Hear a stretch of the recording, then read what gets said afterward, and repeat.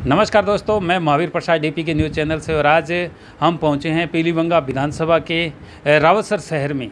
रावतसर शहर की बात करें तो यहां से एक सोशल साइट पर अगर नज़र मारें या फिर खबरों के माध्यम से आप देखोगे तो किरण मनोज मेघवाल का नाम सुर्खियों में है और बहुत ज़्यादा आ रहा है। क्या कारण है, क्या वो इस बार पीलीभंगा विधानसभा से सीट के प्रबल दावेदार हैं? तो हमारे साथ है किरण जी, बात करेंगे। पहले तो आपका स्वागत है। नमस्कार, आपका भी बहुत बहुत हार्दिक स्वागत रावतसर में पधारने के लिए। तो किरण जी, पीलीभंगा विधानसभा से आपने तैयारी कस रखी है? हाँ जी, बिल्कुल प्रयास है, इस बार अपने टिकट लेके आएंगे जी, पूरा प्रयास है। तो बात करेंगे कि अब आप अपने क्षेत्र में जा रहे हो, तो क्षेत्र के अंदर जाते हो तो सबसे बड़ी मुख्य समस्या कौन कौन सी आती है, या फिर आम जनता आपको समस्या से अवगत भी करवाते होंगे? हाँ बिल्कुल, बहुत सारी समस्याएं बताते हैं। गांव में जाते हैं, लगभग पानी की समस्या रहती है, सबसे बड़ी समस्या बिजली कटौती की रहती है, और बहुत सारी जैसे कुछ योजनाएं हैं उन तक पहुंच नहीं पाती, ग्रामीण एरिया है तो उनकी भी दिक्कत आती है। और आवास योजना जैसे तो सरकार लाभ दे रही है लेकिन गाँव तक पहुंच नहीं पाती। इसके अंदर कुछ प्रतिनिधि है, उनकी भी कमी है कि वो अपने आम जन तक पहुंचा नहीं पाते, उनकी बात है, जो योजना का लाभ नहीं दिलवा पाते। इस वजह से वो परेशान है। भी एक बार जैसे किसी को बना दिया तो वो दोबारा उनके पास आते नहीं हैं मिलने के लिए, तो इस वजह से उनकी दिक्कत है। तो अपने कोशिश करेंगे कि हर घर को, हर परिवार को लाभ दिलवाएं और उनसे मिला जाए जीतने के बाद भी। मई जून की अगर बात करें, जून का महीना चल रहा है, पेयजल को लेकर आपने काफ़ी सोशल मीडिया के माध्यम से देखा होगा कि पूरे घर पानी के लिए लाचार व्यवस्था भी हुए हैं, आवारा पशुओं को काफ़ी दिक्कत हुई है पानी को लेकर, क्या कहना चाहोगे? पानी को लेकर दिक्कत का कुछ कारण भी रहा है क्योंकि अपने नहरबंदी थी और इसका काम भी चल रहा था, इस वजह से तो अपने सरकार की और नगर पालिका की ओर से हमें काफ़ी सहयोग मिला था। जैसे कि पानी सप्लाई के लिए जो टंकर थे वो फ्री में वार्ड में और गांव में भेजवाए जा रहे थे, और फिर भी अगर इमरजेंसी होती थी, लेकिन इसमें कहीं कहीं पेयजल सप्लाई को लेकर भी दिक्कत रही है। हाँ बिल्कुल, काफ़ी दिक्कत रही है कुछ। तो उसको दूर करने के लिए आपने किसी से अधिकारी से आपने बात की? हाँ जी बिल्कुल, बात भी की है और हमें आश्वासन भी मिला है, और जैसे अपने बात करते हैं कि अपनी दिक्कत आई है तो उन्होंने समझा भी इस चीज़ को। हमने आपको काफ़ी सोशल मीडिया के माध्यम से देखा है कि आप हर दिन, चाहे छोटा सा प्रोग्राम हो या फिर कुछ बड़ा प्रोग्राम हो, उसमें आप हिस्सा लेते हो।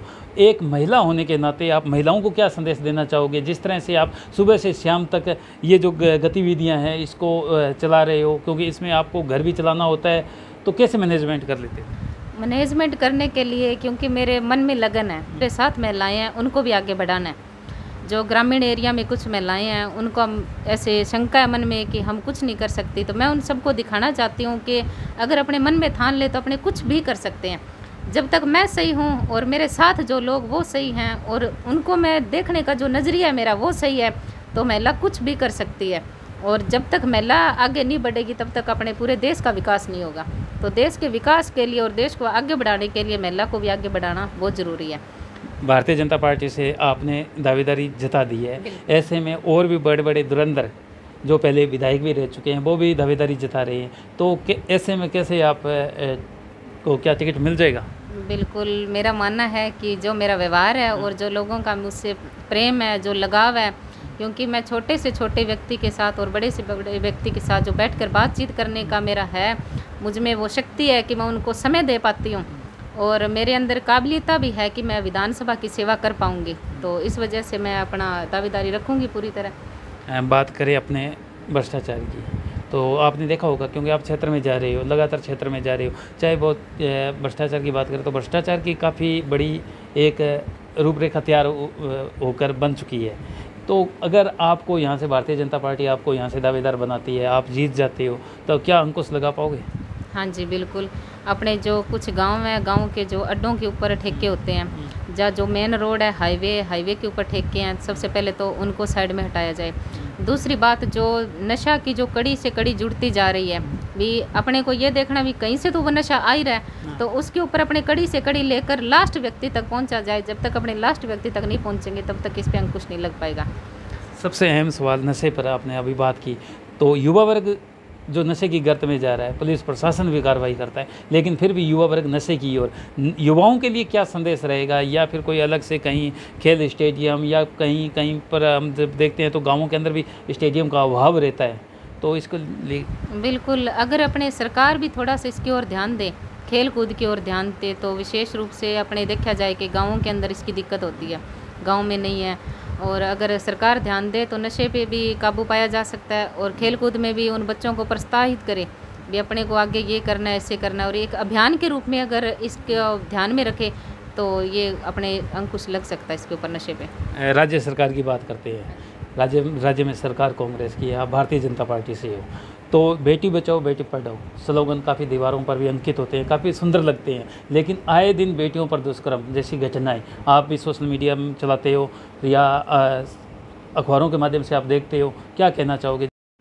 नमस्कार दोस्तों, मैं महावीर प्रसाद डीपी के न्यूज़ चैनल से, और आज हम पहुंचे हैं रावतसर के वार्ड नंबर 6 से, यहाँ से पार्षद मनोज कुमार जी हमारे साथ हैं। बात करेंगे कि इन्होंने अपने कार्यकाल के अंदर कौन कौन से काम करवाए।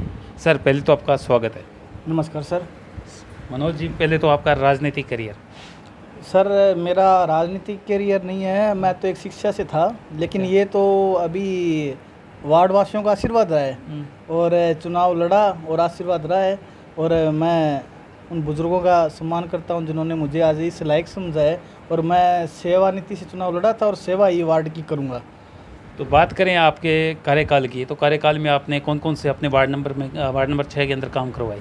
अभी सर, ये अपने कुछ टूटी हुई पुलियाँ थी जो क्रॉसिंग थी, तो सबसे पहले छोटे काम थे वो करवाए, और उसके बाद में फिर जैसे अपने जो लाइटें व्यवस्था है, लाइटों की व्यवस्था है, पानी की व्यवस्था है, ये सबसे मूलभूत जो सुविधा है। उसके बाद अपने सड़कों पर आते हैं तो सड़कें अपने अभी बनने शुरू हो चुकी है, और वार्ड की लगभग अपनी कोशिश ये है कि सभी सड़कें हैं वो बनवाई जाएगी। बात करें, आप शिक्षा क्षेत्र से आए हो। जी सर। तो शिक्षा का क्षेत्र यहाँ किस तरह का है?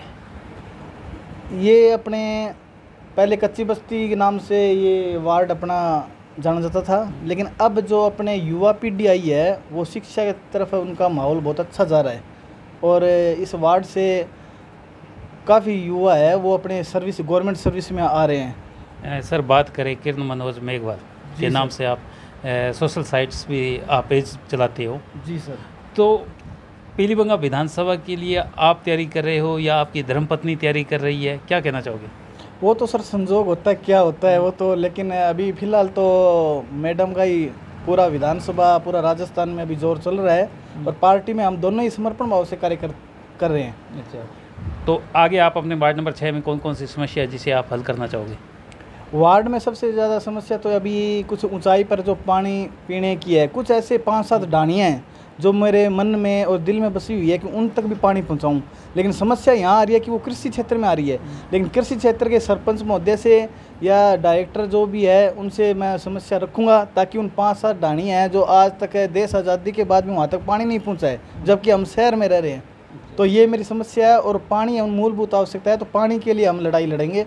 जो 5-7 ढाणियाँ हैं, घर है, उनके लिए हम पानी पहुँचाएंगे। मनोज जी, अगर बात करेंगे, काफ़ी आपने चुनाव भी देखे हैं, विधायक के लिए आपने वोटिंग भी की है। जी सर। लेकिन जब चुनाव हो जाते हैं, विधायक बन जाते हैं, सांसद बन जाते हैं, मुख्यमंत्री बन जाते हैं, लेकिन फिर भी आम जनता को वो सुविधाएं नहीं मिलती जो केंद्र सरकार, राज्य सरकार से आती है, वो वहीं दफन हो जाती है। क्या कहना चाहोगे कि वो योजनाएं आज तक आम जनता के घर तक नहीं पहुंची?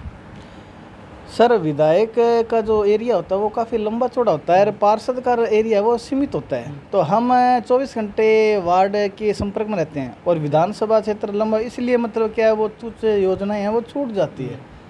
लेकिन छोड़ने का ये भी कारण हो जाता है कि जब चुनाव होते हैं ना, तो उनके साथ जो कार्यकर्ता होते हैं, जो कार्यकर्ता अपने बड़े बड़े वादे भी कर देते हैं, क्योंकि सबसे ज़्यादा वादे कार्यकर्ता ही करते हैं घर घर जाकर जब वोट मांगते हैं, लेकिन फिर वो कार्यकर्ताओं को भूल जाते हैं, ऐसा भी होता है? सर, ज़्यादा तो मैं नहीं कह सकता, हमारे इस क्षेत्र से हमने 2 MLA जिताए हैं, एक द्रौपदी जी मेघवाल थे और अभी धर्मेंद्र जी मोची है। तो जो भी वार्ड की समस्या थी या किसी के थे, तो हमने वादे किए थे, तो विधायक जी से हम द्रौपदी जी से मिलवाते थे, और इधर धर्मेंद्र जी उनसे मिलवाते हैं, रूबरू करवाते हैं, तो कोई समस्या है तो वो हमें बताए।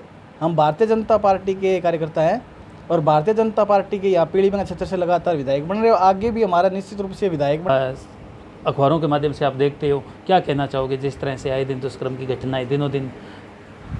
बेटियों के ऊपर जो अत्याचार हो रहे हैं, या फिर जो बेटी के ऊपर बेटी बचाओ बेटी पढ़ाओ, ये अभियान अपने को चलाने की आवश्यकता ही नहीं थी।